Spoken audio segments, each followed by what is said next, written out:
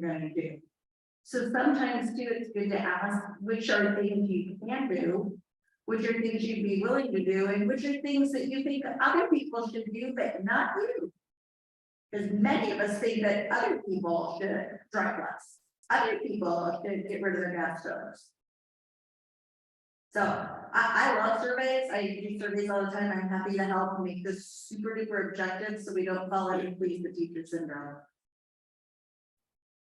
I would be happy to send you and anyone else who would like to provide such detailed feedback, a Word version of this document. So thank you so much for that offer. I really appreciate it. And those suggestions. Thank you for your submission of that, and thank you for your Well, I actually thought it might be productive to just go through the questions. Just ask if anybody has a concern about question one, question two.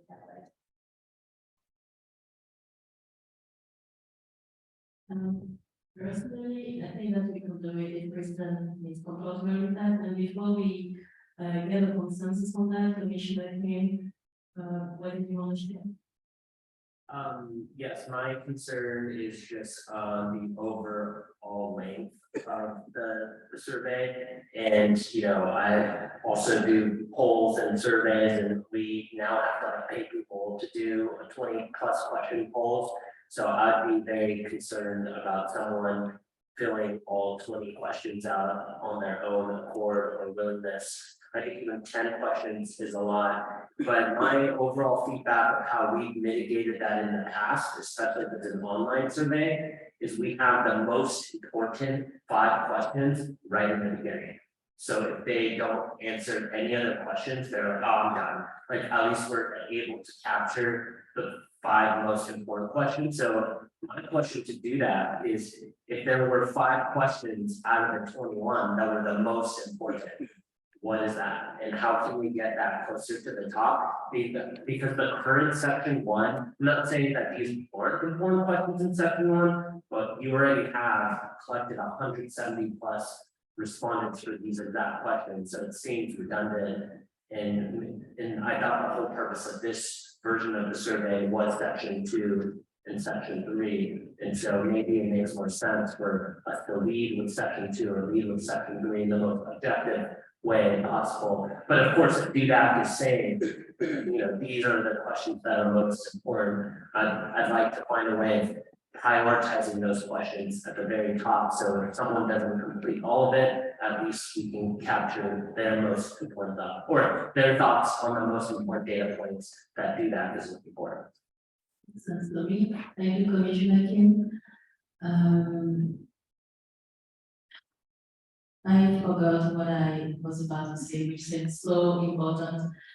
So I would suggest that we actually go over the questions. I think it would be good for the public to hear them as well. Commissioner Bennett, I see your hand.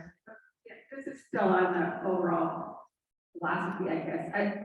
I'm wondering about not doing a sample that is randomly selected so that we could extrapolate results to the entire county. Because with the way that we're distributing, it maximizes the number of people who see it and respond, and that's useful. But I wonder if there's a chance to also do a subset so we really work on getting the answers. We can keep it this long and it becomes extrapolatable to the entire county. But my understanding is without doing a random sample, that we really can't do that. That the sample is likely to be biased in some direction. Most likely, people who are more concerned about climate change filling it out. Maybe that's what we want, but if we really want a sense of how much support we're going to get. So I'm just wondering what the rationale was in not doing any kind of random sampling. So random sampling and what, how are you recommending that we would do that random sampling? Well, I guess I would say that that's maybe Dudek's job to determine how you do that. Somehow you have to have obviously a population that is as everybody in the county has as much chance of being on it as anybody else, and figure out how to take a sample from that group. And I mean, like, classic definition that I know of random sample is everybody in the population of people cancer being selected. I mean, you could get into doing a weighted sample to weight, different demographic groups or whatever, but you would need to do that. Yeah, we can discuss with JUDEC. I mean, I do think one of our we've explored doing mailers or something that's targeting, or not necessarily anyway, I can talk with JUDEC about the best way to approach that. And we can explore from there. I think without this being a required survey, that we are always going to have somewhat of a bias around who fills it out. Because we are just not able to require anybody in a population to fill this out.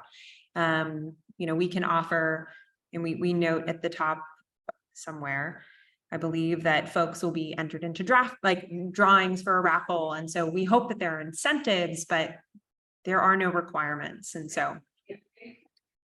And follow up more with your people that are in your random sample. Yeah. And try to understand the people that didn't respond and how you can address that.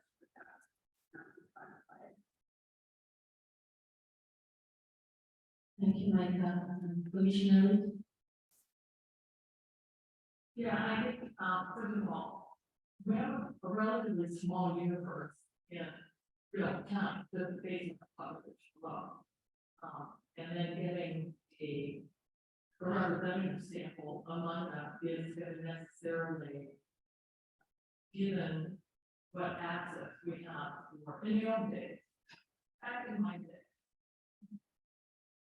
We used to use telephone, but nobody uses telephone anymore, and they certainly don't use the telephone, it's kind of been, they don't recognize that. So we're stuck with all these other avenues of getting people jobs. And to get around that mechanism, there's survey monkey, there's everything that goes online. So people that don't have computers that don't have the time, et cetera. So we are, we're kind of stuck. And doing it any other way is fairly complicated. Been waiting, no matter what you do, waiting stuff all the time for to, but it means that you have a small number of respondents that fall into a particular category that is a much larger category. So I think in terms of how we're not going to be guided as a group. My perspective on this is I'm not necessarily going to be in favor of the most popular measure that comes out on that survey, because there are so many other factors that we have to look into in order to pursue that measure. One is, whether the county's capacity to leverage or actually implement that measure that Chris, mentioned that, they're not going to give people free cars, but I can guarantee you that would be a top response on. So again, from our point of view, we need to remain holistic in terms of where we're getting the information from, who we're getting the information from, and how we consider that information.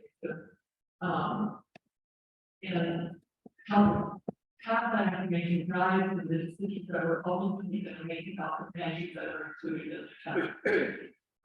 And we have on behalf of, I am a member of the EAB work group, and I hope I speak on behalf, but we're making it particularly effort to have input from populations that are seldom heard on these issues. And some of that means that we are going to be creative about how we find out that information. So I think that I too am concerned about the length of it. I think that there's certainly maybe some editing that can take place, but I think we ought to understand the way in which the information that we gather and this instrument in and of itself will roll it's like in our activities as we look at it and not focus on it. That's the only way we're going to get the information that we need for the decisions that we all have. you, Commissioner Reed. Commissioner Austin would like the floor as well. Then please. Yeah, you can hear me, yes? Yes. Okay, great. So I can see that there's a lot of energy around the survey components and distribution. So if appropriate, and Kristen, you can respond to this, I would recommend perhaps another sort of mini working group, maybe it's a single meeting or two. I would also recommend that you send contacts directly to Kristen so we can keep this meeting moving along. Given all of that, I also really want to underscore, I used to run a research center. I would love it to be the best possible survey, but to be perfectly honest, I am of the opinion that it is not the best use of our time and money and energy to be putting together an incredibly robust survey. I personally am much more interested in finding ways that will engage those folks who don't already have access to this discussion. So, there are individuals and organizations that are consistently attending these meetings virtually or in person. They know who to contact at the county, whether they're staff or elected officials.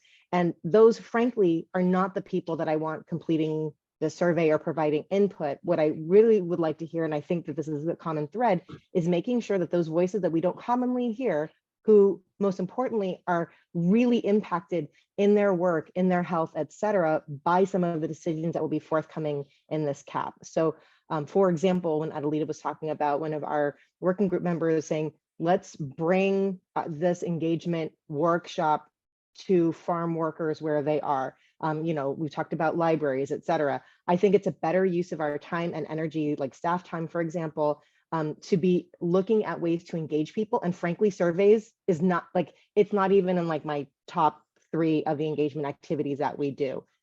So I just want to frame that. I think that there's an opportunity to do working group, but also let's stay focused on what's the most important, which is meeting people where they're at, particularly those communities that are most vulnerable.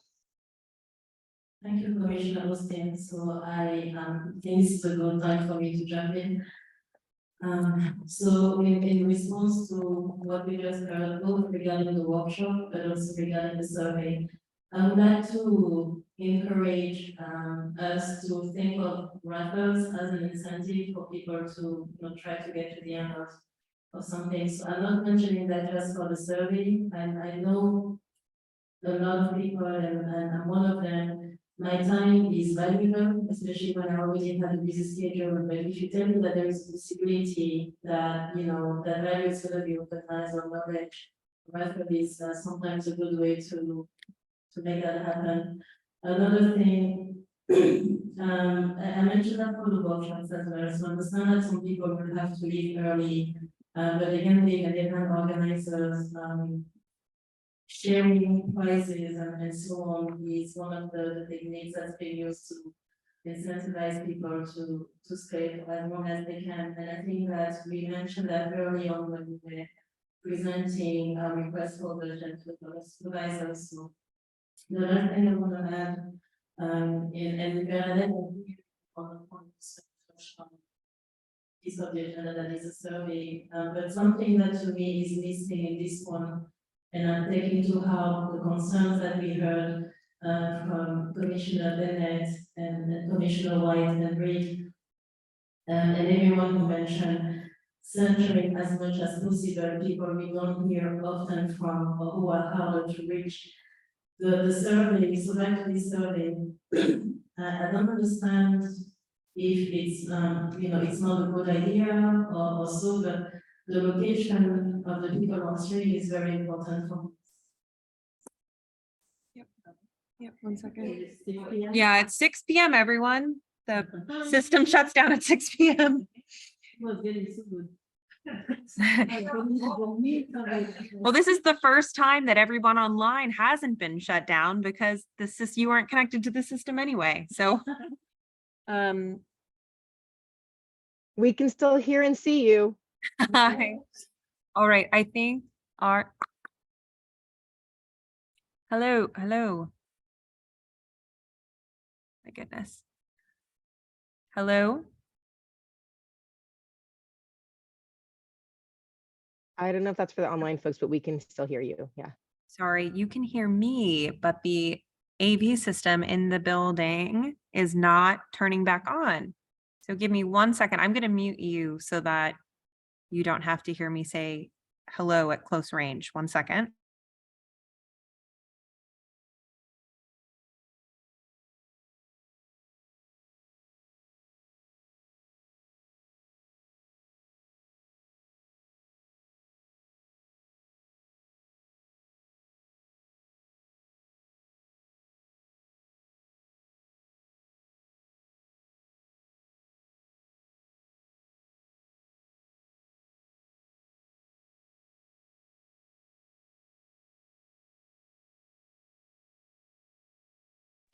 There we go. We are back and running.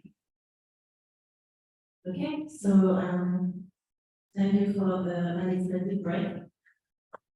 So what I was saying, was talking about the people who are harder to reach, and I was suggesting anytime we sharing a survey, ever possible, and I think it'd be very helpful.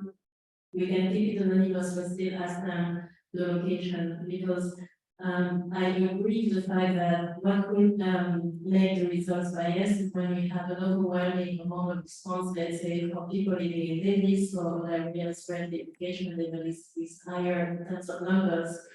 But if we able also, when we get a reply, to know that it's coming from an unincorporated area, you know, someone who is a farmer, and so on. So I think how can I say, it's just the answers and the location will be adding a layer that is much needed in the nuance that we want to be able to analyze. Yes. Yeah, I was thinking we have I think that's as keeping the questions about zip code and occupation in there, even if we cut, feels like they would be helpful indicators to get to that nuance that we're looking for. So thank you. Any additional feedback on that, Commissioner White? Listening to all these really, really valid and good comments makes me think that maybe this isn't the right time for a survey. And unless this information is going to change the direction of the plan or inform the plan, maybe this isn't the right thing. And we put a pin on this because we're only going to get a chance to ask people once. We find out some of the information from our workshops and our community engagement about potential actions that we can implement. And then once we have that, we do a survey, or better yet, a bunch of really small focus groups, 3 or 4 people, 5 or 6 people, and ask them to prioritize those things. So you don't get to ask people their opinion very often, and you take actions based upon that.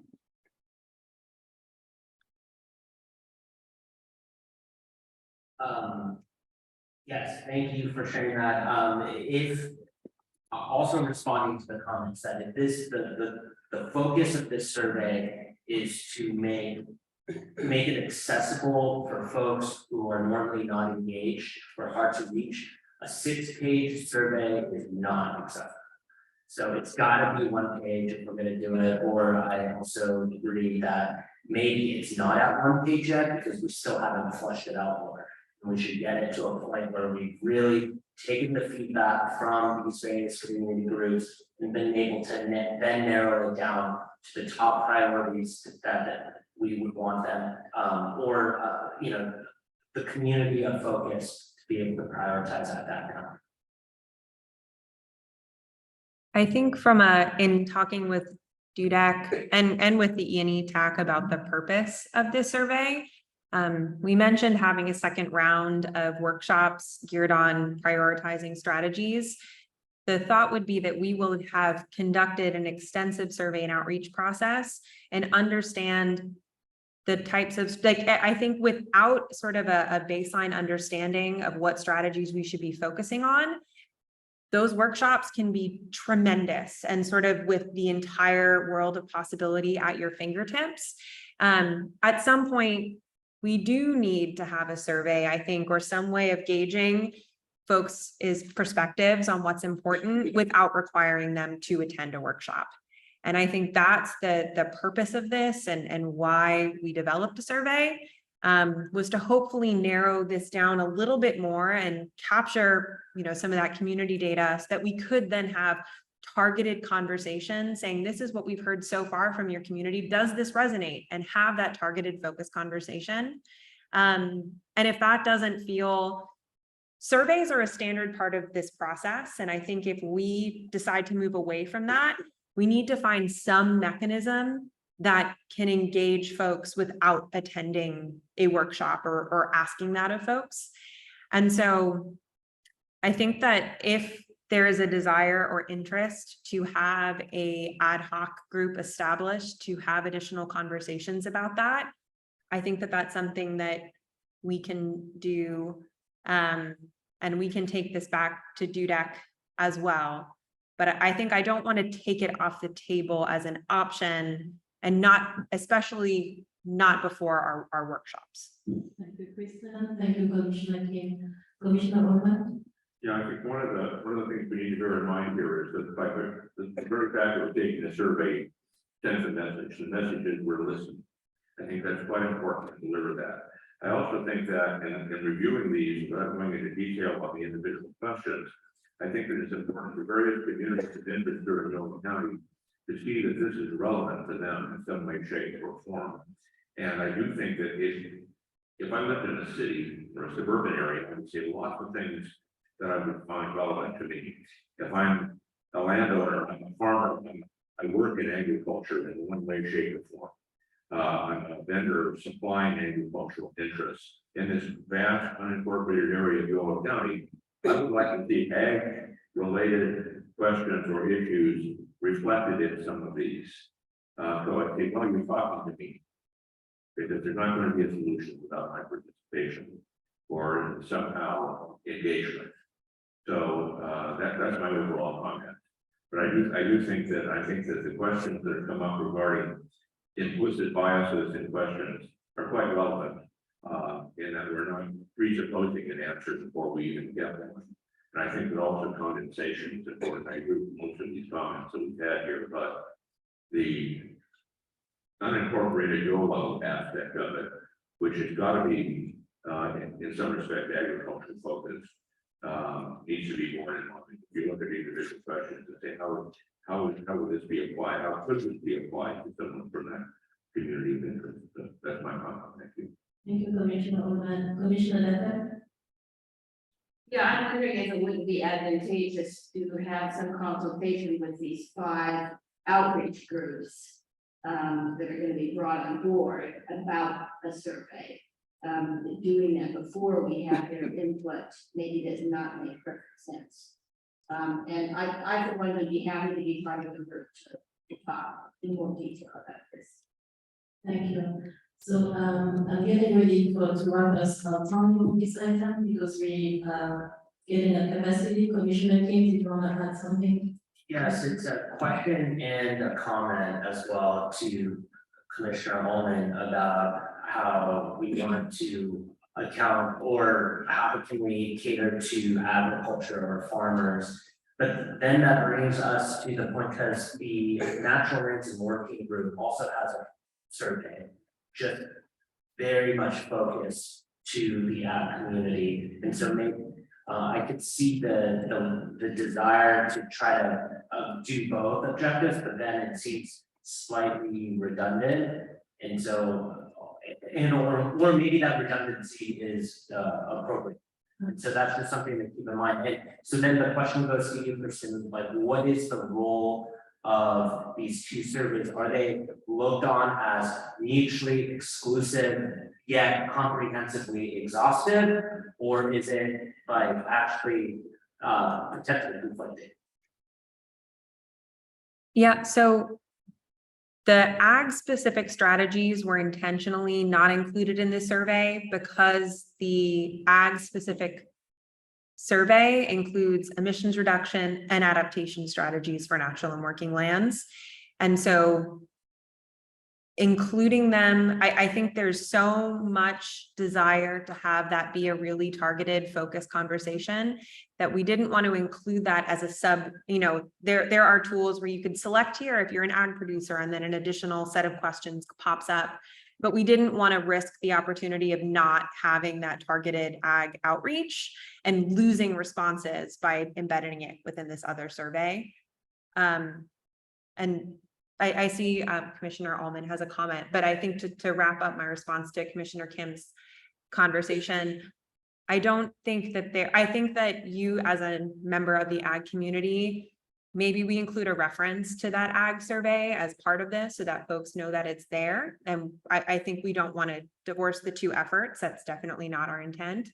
But I also think that somebody who is a member of the ag community could also take this survey to the to the other aspects of your operation and still have that benefit of providing recommendations on additional strategies. Thank you, Kristen. Now, before you react, excuse me.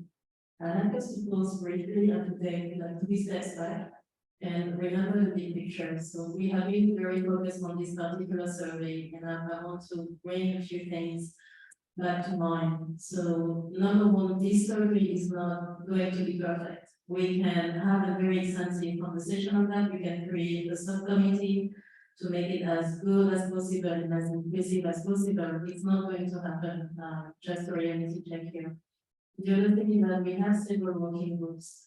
And so we do have a, working electronics working group as well. And that's going to be a great venue also to make sure that we are receiving and amplifying and reaching out to our agricultural community. So that's one thing. And then another thing, if someone mentioned, the creation of a subcommittee or mini committee specifically on that, I don't think that would be necessary. I'm thinking again, saving time, resources. Commissioner White offered to lend her experience, expertise on that, and whichever commissioner is also willing, the risk at breaking the law. I think given how many will offer their support in connecting with Kristen and the consulting team on the language. I think that would be the best way to do this if you're interested. If the commission wants to consider the creation of a subcommittee when it comes to outreach and when it comes to outreach, especially to our communities that are hardest to hear from. This is where, again, you have the equity and engagement tab, and the meetings are open to every other commissioners and to every member of the public. And I would suggest adding your strength and time and resources to that, because I know that they have been focusing on bridging that gap. They will continue to do so. And the last thing I want to remind us of is that we have to technical advisory committees up and running. We are supposed to have a few more that are going to be very focused on very specific groups and solutions. So my encouragement is to let's take a breather and keep that in mind. We are trying to move strategically in meeting all of those different areas. Yes, Commissioner Allman. Yes, Last Kristen. words. Yes, I think Kristen nailed it, but just put some introductory explanation as to what area of focus we're talking about, because we're going to be talking to a room full of people, and we can't make any assumptions about what they know or don't know coming into that room. So if this is not going to have the working land subcommittee is something that we're doing in parallel with this, okay, fine. But we can make sure that the area of focus for the survey is defined for people. And that's the other thing. So they don't think, well, I'm coming from, I just climbed out off a tractor to come to this meeting. I don't see much in here that really seems to pertain to me. So we want to avoid that and provide them with some information. So the fact that we are listening to the agricultural community, we're doing it in this manner. That's it. Thank you, Commissioner Allman. Okay, do we have any public comments before I get to the public comments? We have public comment from Christine Shoemaker. Christine, you have 3 minutes. Thank you. Thank you. This is been a very interesting discussion, and I was glad to hear the concerns about the length, because even me, I'm about question number 10 or 15 of them. Is this ever going to end? So I think we really need to, as Commissioner Kim said, bring that down to a length that works. I also think that it's important to have one, because if there's only going to be room for 100 people in those 4 rooms in the Woodland Community Center, I think actually might be 125 or 150, having held various forums in there. We need more survey responses. So I think it's important to have one. One piece of information that it's kind of, I'm not sure of is, here we have maybe 4 or 5 questions where they have the star next to them, meaning that they're absolutely required. And one of those, or 2 of those that are absolutely required, want their phone number or their email or their text.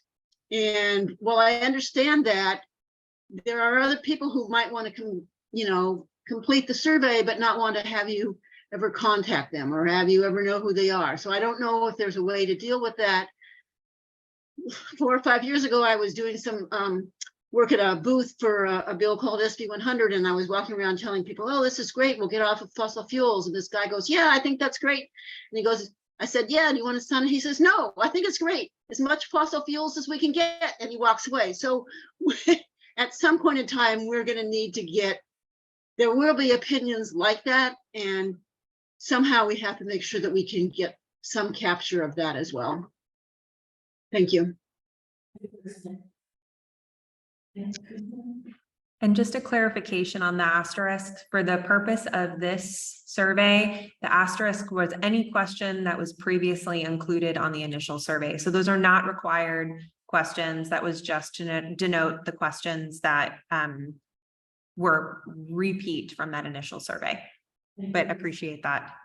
Thank you, Christine and Kristen. Commissioner Britain, you're going to be the last person speaking on it. And Scott Stewart also has public comment. Okay, so before you go, thank you. Scott, you have the floor, you have 3 minutes. Thank you. Just to say that this is truly grasping the problem that we have in reaching our community about the urgency of climate action. I think that surveys are useful for the purpose of documenting where the community might be, but I think that there is a bias to people who are already engaged. And we're not going to get there with just those who are engaged. So I suggest we continue with, there has to be a survey. It's part of the CAP process. It's expected by the bodies that are interested in reporting and being in compliance with what the CAP requires from the state. But I think that the reality is that we're going to have to figure out a different way to engage the rural communities and the communities that are not traditionally engaged in this process. So thank you for my time. So thank you for your comment, and I want to second what you said, emphasizing the importance of having diversity, a variety of outreach practices, definitely going to make a difference. Commissioner Britain, I am looking at you right now and I am finding you very friendly. Thank you, Chair. I'll try to make this really short. We already have information from the preliminary survey about extreme weather events.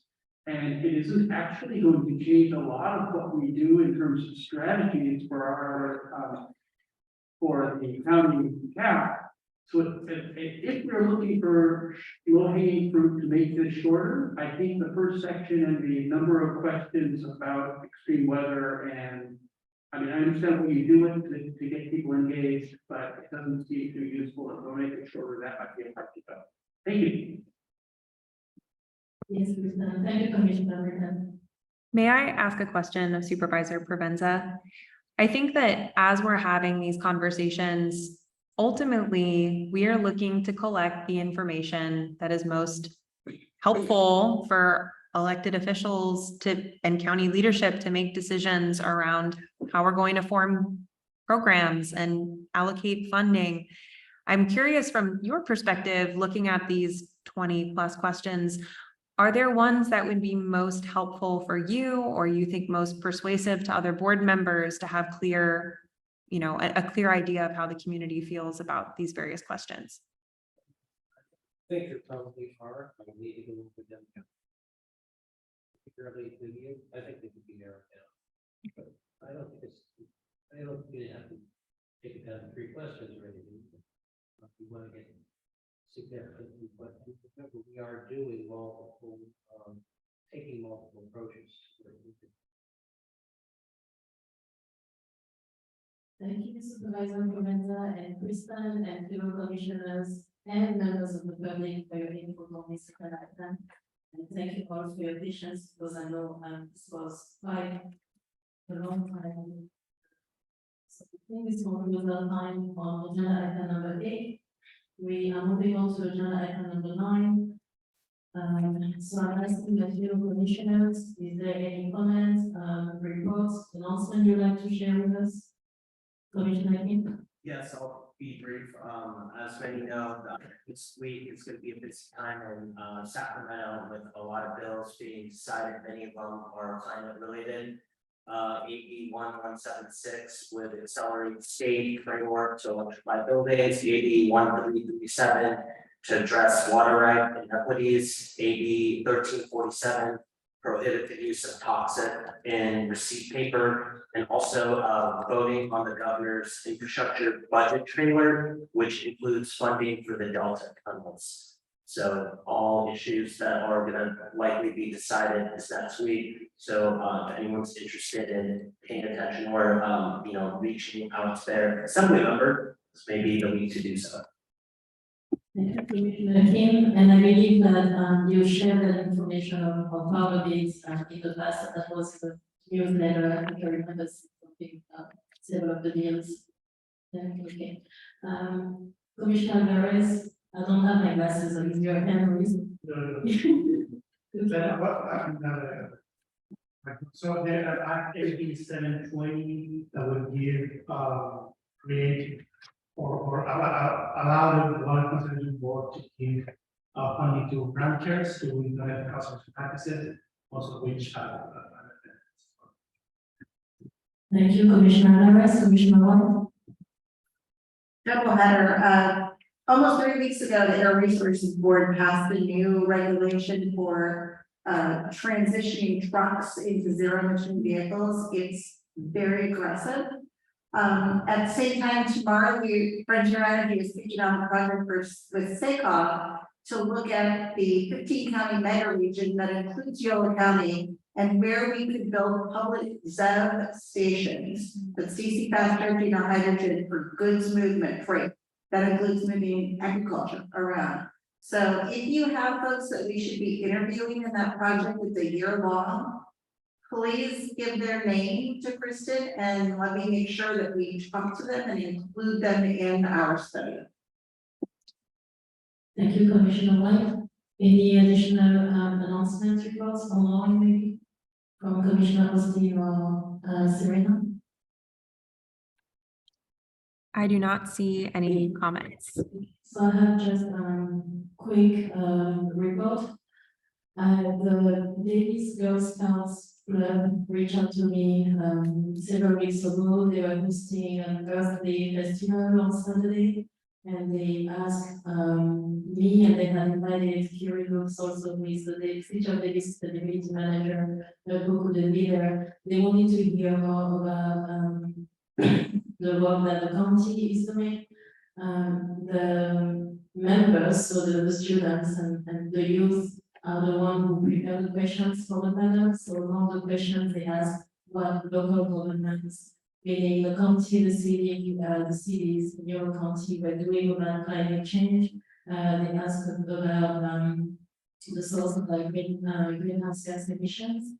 It was a very interesting question about permaculture and what this conversation about that.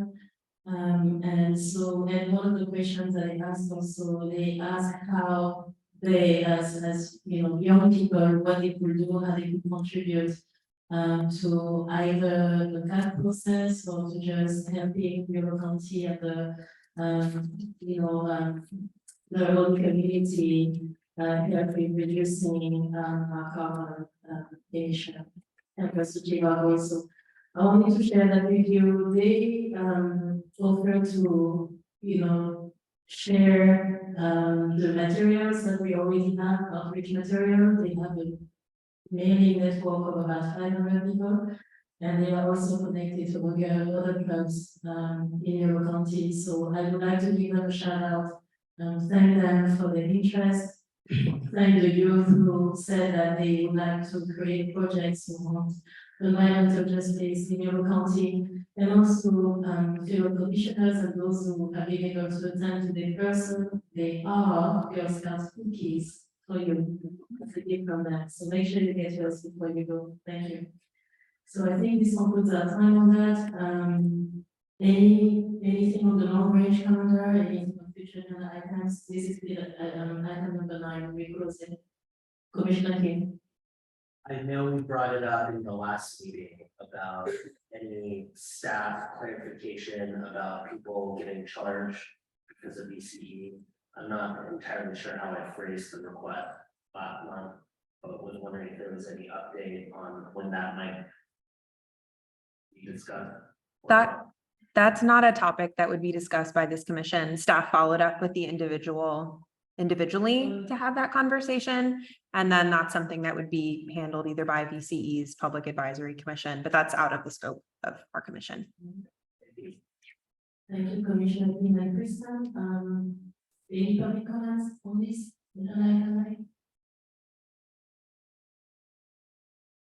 I don't see any public comment. Okay, thank you. So this concludes our time on agenda item number 9. We're looking at agenda item number 10, long range calendar. Refer to attachment K. Any reaction, any comment from commissioners on that? Okay, I don't see any. Kristen, refresh my memory. I don't think we usually have public comments on this one. We do. We do, okay. So members of the, it's all that I can honor your time and your opinion. Is there any comments you'd like to share with us on the long range calendar? I don't see any public comment. Okay, so the public comments. It is 6:28, even though we started 20 minutes late, we managed to finish 2 minutes before our closing time. So I thank you all for attending and thank you for your input. I would like to give once again a shout out, not just to our fellow commissioners, to the staff, I'm often working all the time, very silently, but also to all the members of our technical advisory committees, including the youth. Because what I've heard today is that they're putting more than just the required time for the meeting. They're working extra hours on outreach materials and so on. And all that you're doing really makes a difference. Again, thank you all for your leadership. I hope you have a good month of May and a good month of June. Until next time, have a good evening. It is 6:29 and this meeting is adjourned.